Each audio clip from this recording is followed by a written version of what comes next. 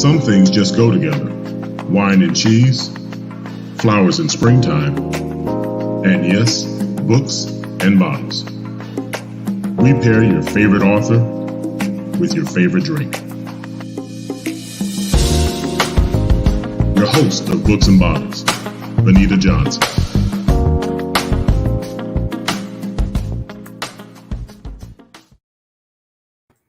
Hi, welcome to Books and Bottles. I'm your host, Vanita Johnson. Happy New Year and welcome to 2022. We appreciate you for hanging out with us during the holidays, watching some of our best of Books and Bottles. We are so excited to be back today. We have a whole slate of wonderful authors and their projects set up for you this season, but we're going to kick it off tonight with some familiar faces. We have some people you've seen before. So, I guess about a month ago, a book hit Amazon and it was instantly a bestseller. The book is called Faith, Failure, Success, Surviving the Storm. And I am so happy and fortunate to have three of the contributing authors with us tonight. So I want to introduce to you Latresa, Cynda Williams, Latresa Rice, Cynda Williams, and Vania Hudson. Welcome, ladies. Hello. How's everybody? Great. Thank you so much. So first, I want to say congratulations on the book. This is the second volume of Faith, Failure, Success. Surviving the Storm is the second volume, and y'all hit it out the park again. So kudos to you and for the book being a great success. Thank you. Thank you. So, and two of y'all been on the show before, so welcome back. It's good to see y'all. And Vania, it is my pleasure to meet you. So I want to know, how did y'all feel? What was your first feeling when you were approached to write your portions of Surviving the Storm? We'll start with you, Vania. I was strong-armed, actually, because I've been writing the manuscript probably literally over 20 years easily. And the events that occurred over the years, and finally, the person will remain nameless, i.e. Glenn, that... He's kind of pushy. He said that the story needed to be told, and that I kept a lot of stuff to myself. A lot of people didn't realize things that I went through, and even up until recently, some of the challenges that I faced. So I put it out there, and it was a tough write because I had to clean it up a little bit and make it readable. Mm-hmm. But after I read it several times, it brought me to tears because, yes, it did need to be said. Perfect. How about you, Cynda? When Glenn reached out to me about writing for this book, and my biggest issue was which storm to write about. As most people do, we go through life. If you're living, you're gonna go through struggles and challenges. And I honestly was very afraid to tell this story because my experience has been that oftentimes when you put your heart out there, some people will use it against you. And I've had some experiences with people using my honesty and my truth against me. But then I came to the conclusion that there are so many people of color, especially, that are afraid to share their struggles when it comes to mental wellness, that it was necessary for me to tell the story, no matter what the consequences. For those few that might read it and be affected and maybe helped, it was more important to tell the story than to keep it to myself. And that's a very important point. We tell our stories, and people do weaponize it, and then we're vulnerable and we're out there. So I appreciate you for sharing. Miss Latresa, how about you? Well, for me, when I was approached to write this story, I just thought, thank God, because it was the best timing, if you will. I went through a period of not wanting to write anymore after the significant losses that I experienced. And I went ahead, although I'm a licensed clinician, I got my own therapist. And after doing some different writing exercises in therapy and writing the foreword to Faith, Failure, Success, Stories Along the Entrepreneur Journey, I said, okay, it was just 2 pages. I'm good. But then when Glenn said write a chapter, I'm like, oh, I had just quit on writing. You know? But okay, God, it must be you because I've moved further along in my healing journey to wholeness. So I believe that taking the time to heal, and healing is still a process. There's still healing that is taking place even now. But taking the time to move further along the journey allowed me to be able to give Glenn a yes when he said, are you willing to write a chapter in this book? Yeah, and your chapter was called, let's see, Life's on Fire. Life on Fire, right? Yes, So Life on Fire. It dealt with the loss of two people very, very close to you. And so you kind of shared a little bit about your journey, how we got up to that. And it was kind of, you didn't have a lot of preparation. You want to talk a little bit about your storm? Sure. Well, I met my husband through social media. He slid in my DMs, right? He lived in a whole different state, lived in Columbia, South Carolina. But after roughly about a year and a half courtship, he moved here to Michigan to marry me. And within a couple months, my grandmother who raised me died. And then a month later, he died from COVID-19. And so I went through a period of just being devastated. Immense depression, so much so that it affected my body, which is something that will be described in the book, Faith, Fear, Success, Surviving the Storm.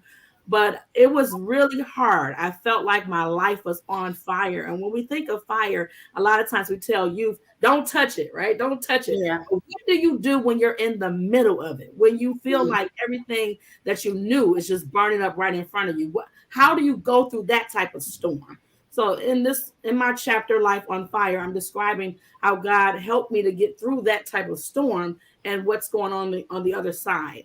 On the other side of that storm, there is victory. And sometimes we have to push forward to see it. Mm-hmm. Yeah. Thanks for sharing. Cynda, your chapter is My Life Depends on It. And so when you spoke earlier, you talked about multiple storms, and life, we do go through that. So can you share a little bit about what you talked about in surviving the storm? Well, this specific story was a rebirth.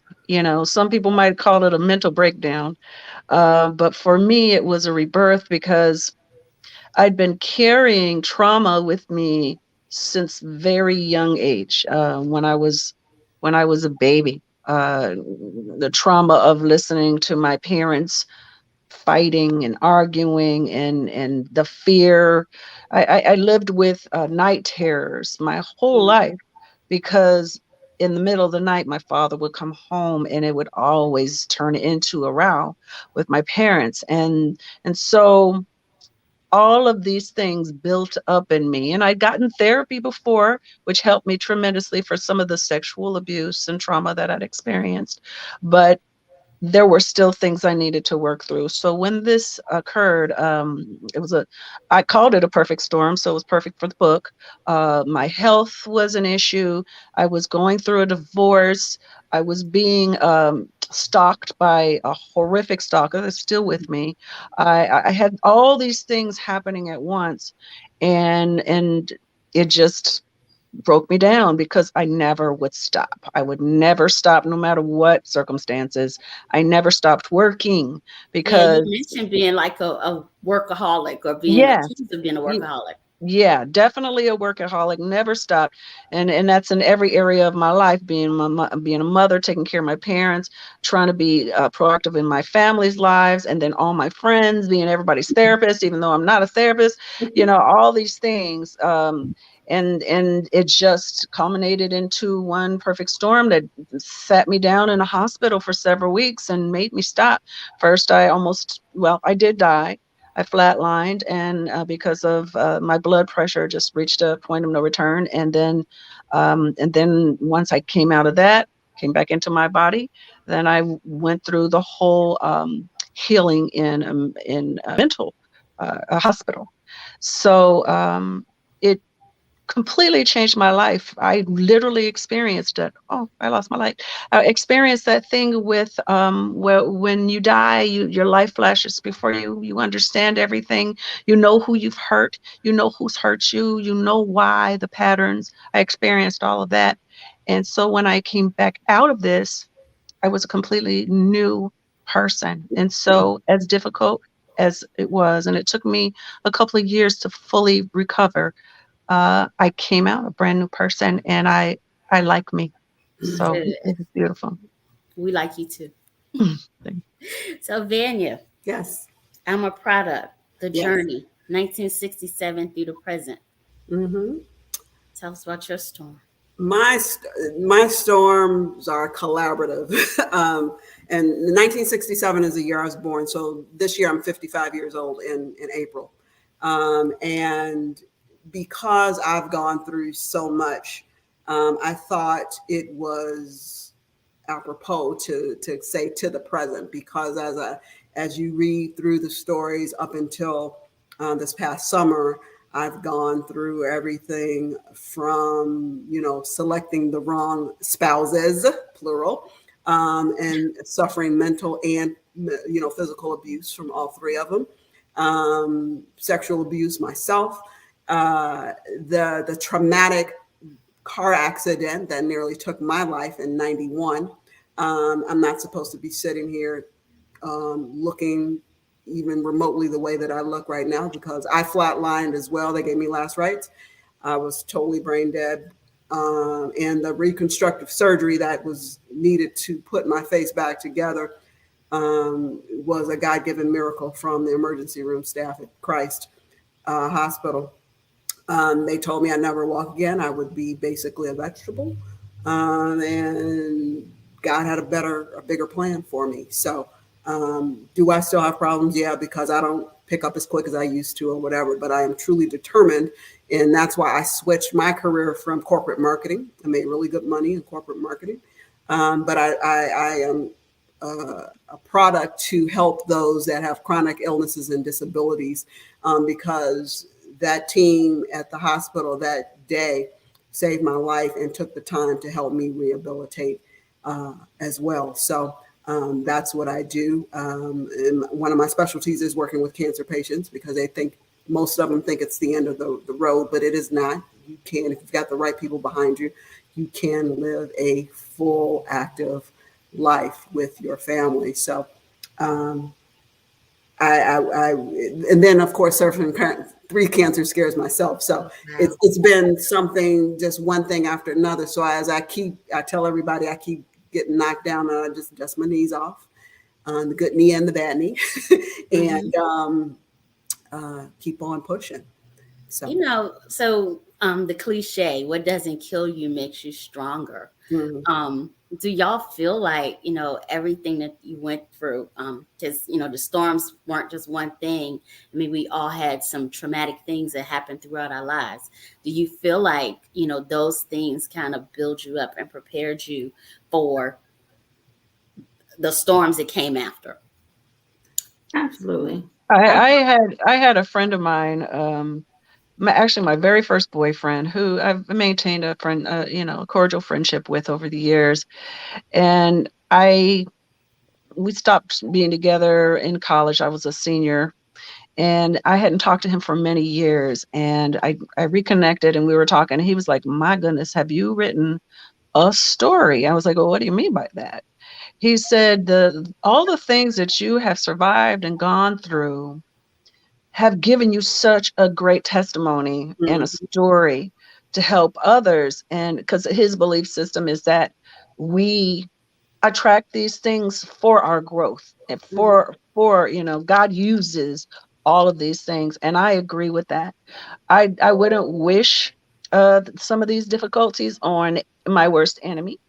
Anything from this book that these ladies have gone through, I wouldn't wish on anyone. But I think you can make one of 2 choices.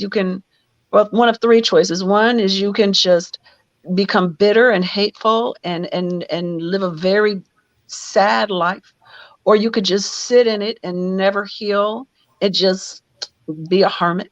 Yeah. Or you could do like the ladies and the writers in this book and pick up and use the experiences to make your own life better and those you love and those you never meet in your life better. And I think that's what these ladies have done. I think so. Okay, so we're going to bring on our wine expert right now because I want to salute you ladies with the toast. So I think it's a perfect time to bring on Miss Stephanie Franklin. Franklin. Hey, Stephanie. Hello, how are y'all? Doing good. Thanks for being on our show. Thank you for having me. I'm a second time, what do you call it? Second repeat. Yes, that just means your family. So you'll be back again and again. Thank you. Thank you. Happy New Year to everybody too. New Same Year. to you. So tell us about Franklin Vines. What do you do? So Franklin Vines, I, left corporate and did the whole nonprofit, and I just wanted to really dive into what I really, really loved, and that was wine. And I found that you can actually have a career in wine, and started getting my certifications here in Houston, Texas. And when I studied WSET 3, I'm like, oh my gosh, I want to be a winemaker and I want to have a vineyard. And that is the path that I'm going down. And it's pretty exciting to kind of see it all kind of play out. So Franklin Vines was my vision. That's what I would like to call my vineyard, or that's what I'm going to call my vineyard. Okay. Franklin is my last name, and the vines excites me and makes me happy, and I love the grapes. So I just thought it was so fitting. Okay, and so where is this vineyard going to be? So my first vineyard will be in East Texas, and that's because my family has land that no one is doing anything with. I've already had the land analyzed by a viticulturist, and so I actually can grow grapes there. And then I would like to work towards doing something in the Texas Hill Country or Texas High Plains. Okay. Yeah. Right. So what are we drinking tonight? So tonight we are drinking a 2019 Givry red Burgundy wine. So Givry is a small village in the Côte Chalonnaise sub-region of Burgundy, France. It's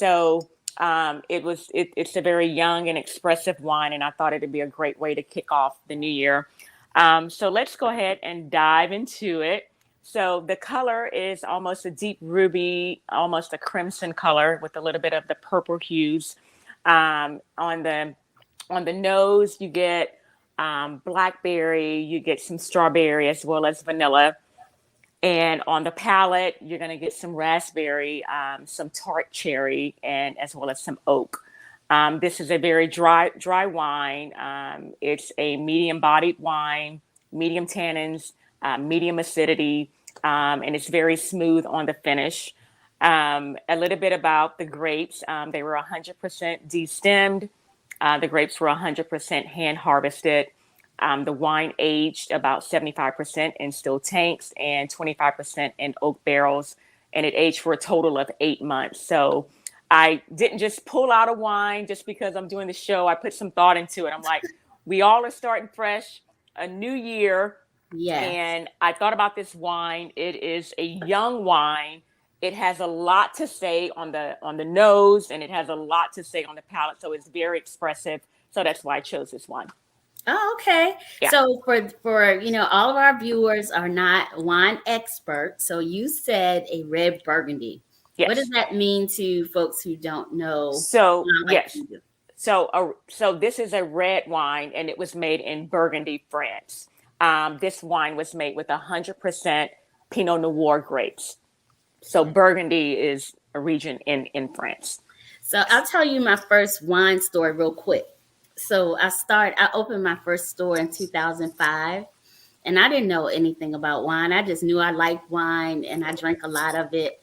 And so I'm going to open these stores. And so when one of my reps, I didn't like Chardonnay. That's what I knew, right? And so when my rep said, I'm going to introduce you to a white Burgundy. First of all, Burgundy is a color red, right? So that's where I didn't know anything about areas of France. And so, when he said a white burgundy. He was like, okay, he tripping. But I didn't know. So that was like my first, lesson. And girl, you better learn real quick, or you're gonna lose a whole lot of money in this industry.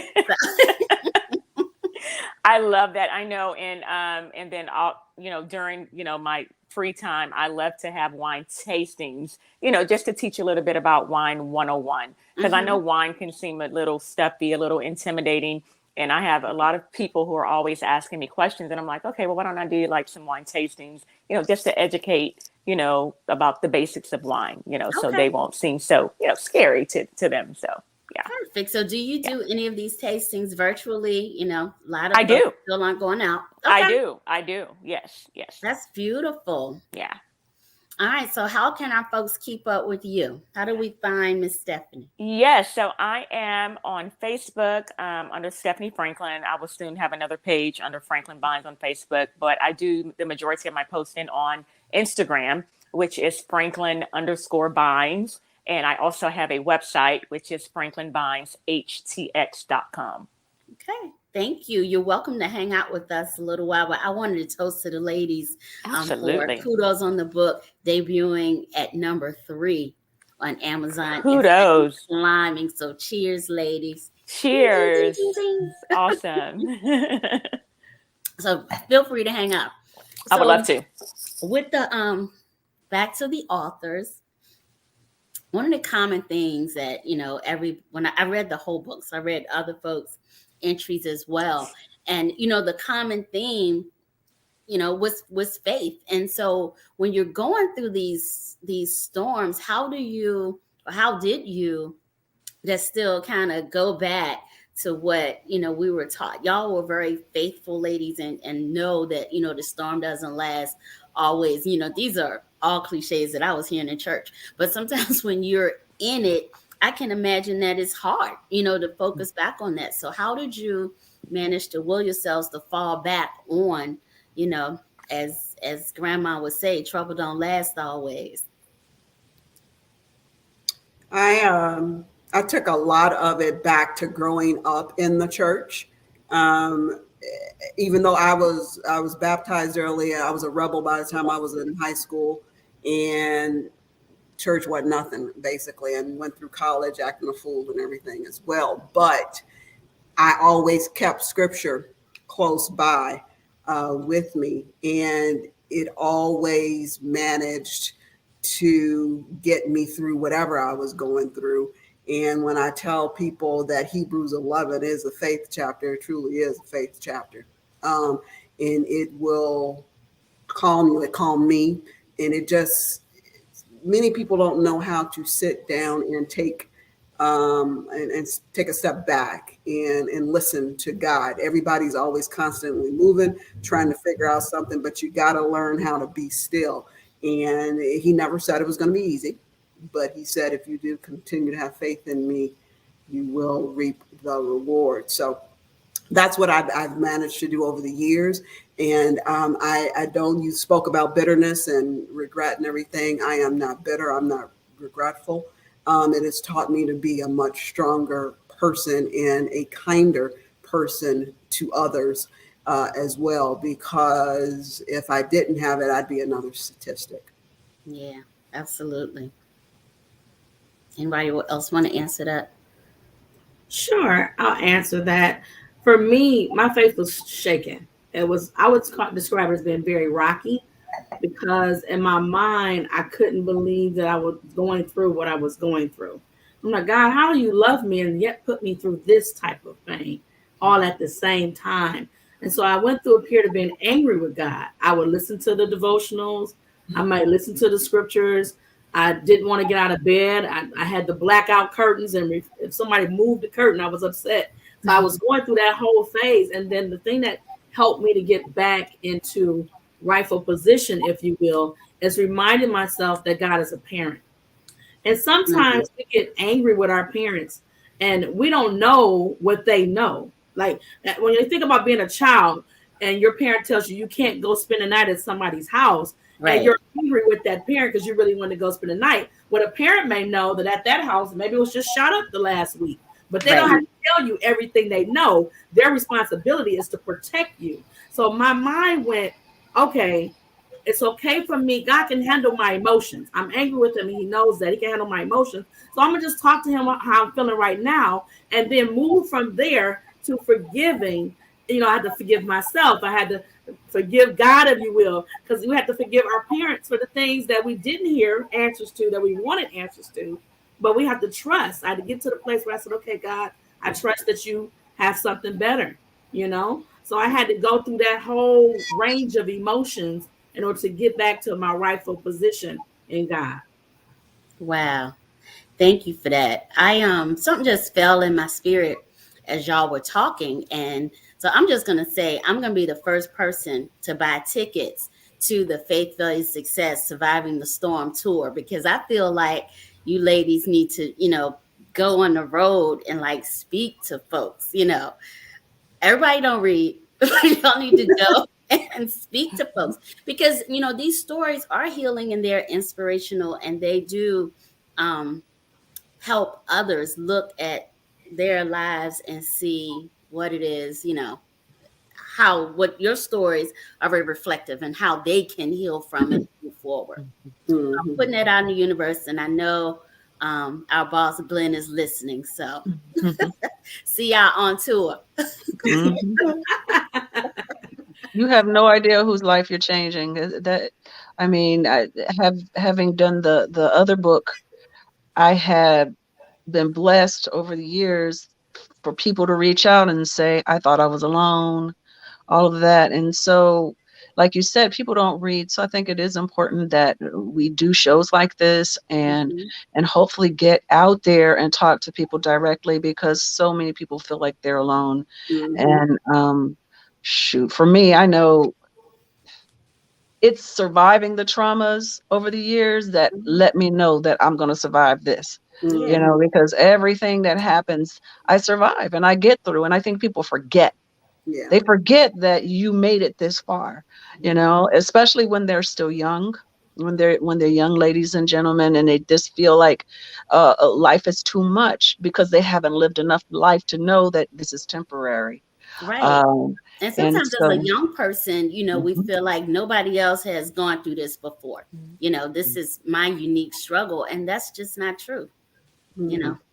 It really isn't. And it's so many, the older you get, the more you can look back on your life and say, wow, if that hadn't happened, as horrible as it was, this might not have happened, or that might not have happened, or I might not have had this experience, or I might not have been able to help that person. Right. And so it takes wisdom. And so I think it's important that people that have wisdom communicate with people who are just starting out, or people who are our age who have never really given happiness a chance or joy a chance. Yeah. These kind of conversations help them. Yeah, I agree. And, it's just always just going back and falling on that belief system, whatever your faith-based system is, just falling back on that, that is a source of our strength. So ladies, I really want to thank y'all for being a part of this. I want to encourage all of our viewers to get this book. Faith, Value, Success, Surviving the Storm can be purchased on Amazon. I know that because that's where I bought it. My one purchase on Amazon for the month of, I was telling our folks earlier, I don't do dry January. I try to not do Amazon in January, but I'm failing. So please pick up the book and look for these ladies, because we're going on tour. If I have to kick it off in Richmond, we're going on tour. So thank you again. And I know I'll see all of you back here on Books and Bottles. Thank you. Thank you. Thank you. Viewers out there who are authors and you want to be a part of Books and Bottles, please email us at info@groseprod.com. We love to have you. So until next week, we thank you so much for being here, and we will see you again on Books and Bottles. Cheers. Cheers. Camped out at home for COVID? Join us, Indie TV, where you will see the talk shows, movies, drama, action, and comedy Be the first and see it first. Sign up now for free at Indie TV.